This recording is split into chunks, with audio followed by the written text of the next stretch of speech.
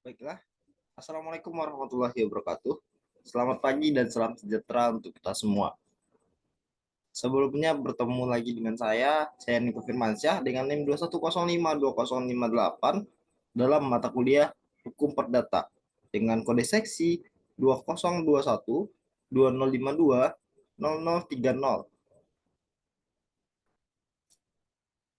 Puji syukur kita ucapkan kepada Tuhan Yang Maha Esa, karena dengan izin Tuhan Yang Maha Esa, kita dapat melangsungkan presentasi terkait hukum perdata pada kali ini. Yang terhormat, dosen pengampu hukum perdata, Ibu Yusnanik Baktiar SH LLM, serta yang saya hormati, rekan-rekan penonton dari segala hal ataupun dari segala bidang. Sebelumnya izinkan saya memperkenalkan diri. Saya Diko Firmansyah dengan nomor NIM 210520558. Pada kali ini akan membawa serta mengajak rekan-rekan untuk menyimak serta mempresentasikan hasil UAS saya terkait analisis hukum perdata. Presentasi yang akan saya bawakan kali ini ialah mengenai jual beli di bawah tangan yang dilegalisi. Studi atas putusan nomor 467 garing PDT G garing 2010 garing PN MDN. Sedikit penjelasan mengenai kasusnya. Berdasarkan dengan putusan Pengadilan Negeri Medan nomor 467 garing PDT G 280 garing PN MDN antara Tuan HS atau pemilik modal serta dengan pihak penggugat dan Tuan DL sebagai pihak yang tergugat atau pemborong. Permasalahan ini diawali dengan perjanjian kerjasama di antara Tuan HS dan Tuan DL yang membeli tanah kepada Tuan X, yang mana jual beli dilakukan secara notaril yang dibuat berdasarkan akta penyikatan untuk jual beli dan surat kuasa. Sesuai akta tersebut, Tuan DL atau pihak tergugat pertama atau pemborong sebagai pihak pembeli, akan tetapi seluruh biaya pembelian tanah tersebut dibayar oleh Tuan HS atau penggugat pemilik modal. Permasalahan adalah tanggung jawab para pihak dalam kasus jual beli di bawah tangan. Kekuatan hukum dari jual beli di bawah tangan yang dilegalisi, tanggung jawab notaris atau PPAT mengamankan sertifikat induk dalam rangka proses pemecahan sertifikat. Diperkuat dengan akta pengakuan dan pernyataan secara notaril, yang isinya Tuan DL dan Tuan HS menyerahkan sertifikat induk kepada pihak notaris untuk dilakukan pemecahan sertifikat. Dan dalam akta pengakuan dan pernyataan itu juga terdapat pasal yang berbunyi apabila Tuan DL akan menjual rumah-rumah yang nanti akan dibangun, itu harus mendapat persetujuan dari Tuan HS. Tetapi selama beberapa bulan pembangunan, rumah yang dijanjikan oleh pihak Tuan DL tidak dilaksanakan. Tuan HS mempertanyakan keberadaan sertifikat induk kepada notaris. Dari pihak notaris, ternyata sertifikat induk telah diserahkan kepada Tuan DL tanpa sepengetahuan Tuan HS. Dan pada tanggal 20 Juli 2010, Tuan HS melaporkan Tuan DL ke Kepolisian Daerah Sumatera Utara atas dugaan melakukan tindakan pidana penipuan dan penggelapan. Ketika diproses di kepolisian, Tuan DL mengakui telah mengalihkan tanah tersebut kepada pihak lain.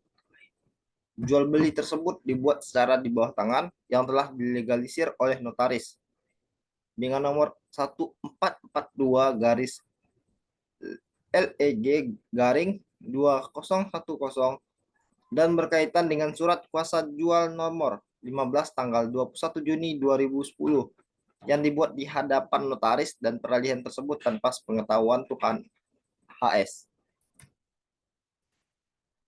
Berdasarkan permasalahan yang sudah terjadi tadi, maka analisis kasus yang sudah saya lakukan ialah kasus tersebut dalam hukum perdata, termasuk ke dalam hukum jual beli dan hukum kebendaan.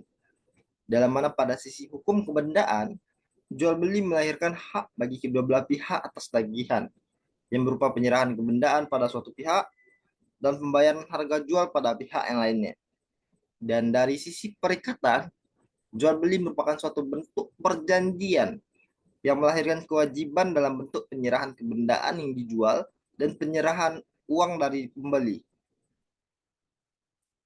KUH Perdata melihat jual beli hanya dari sisi perikatannya. Oleh karena itu, jual beli dimasukkan dalam buku ketiga KUH Perdata tentang perikatan. Jual beli dalam hukum perdata itu dijelaskan pada KUH Perdata pada pasal 1457 dan 1558. Pada pasal 1457 dijelaskan bahwa jual beli sebagai berikut, yaitu jual beli adalah suatu perjanjian dengan mana pihak yang satu mengikatkan dirinya untuk menyerahkan suatu kebendaan dan pihak yang lain untuk membayar harga yang telah dijanjikan. Berdasarkan pasal tersebut, maka disimpulkan bahwasannya jual beli merupakan suatu bentuk dari perjanjian yang kemudian melahirkan suatu perikatan yang perwujudannya adalah di mana pihak yang satu memberikan kepada pihak yang lain. Kemudian pada pasal 1458 KUH Perdata menjelaskan, jual beli dianggap telah terjadi antara kedua belah pihak seketika setelahnya orang-orang ini mencapai sepakat tentang kebendaan tersebut. Dan harganya, meskipun kebendaan itu belum diserahkan, maupun harganya belum diserahkan, maupun harganya belum dibayar. Untuk sahnya suatu perjanjian, harus memenuhi pasal 1320 Kitab Undang-Undang Perdata.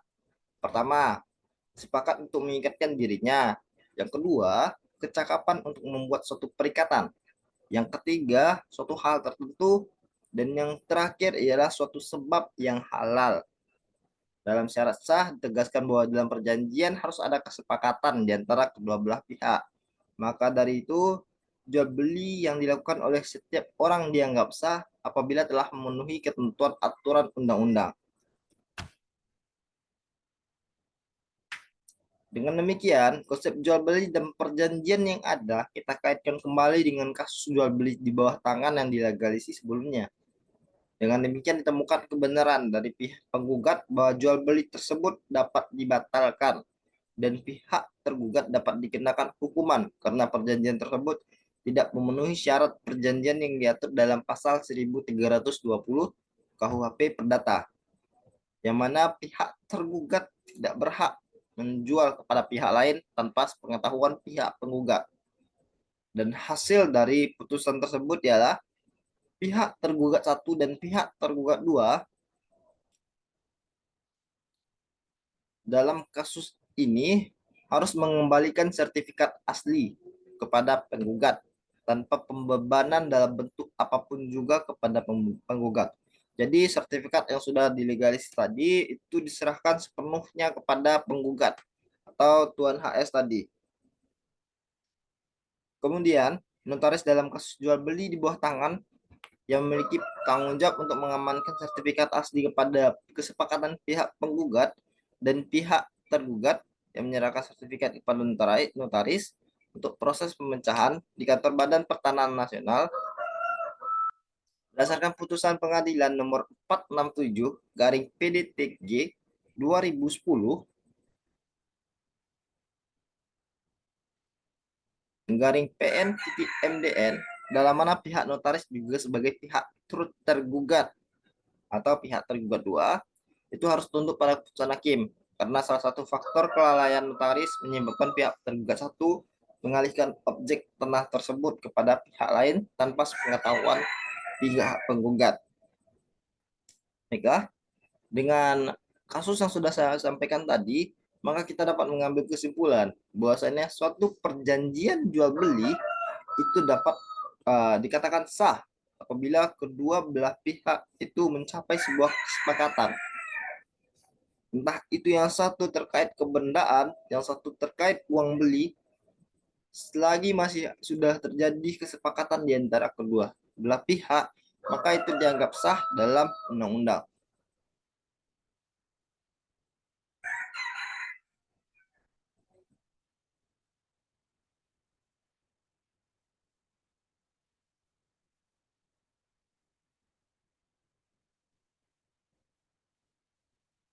Sekian materi yang dapat saya sampaikan.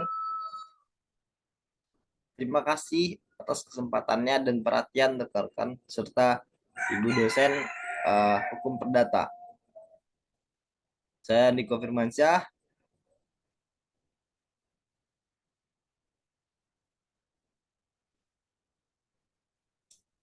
Mengucapkan selamat beraktivitas dan mohon maaf apabila terdapat kesalahan atau tindakan saya yang salah.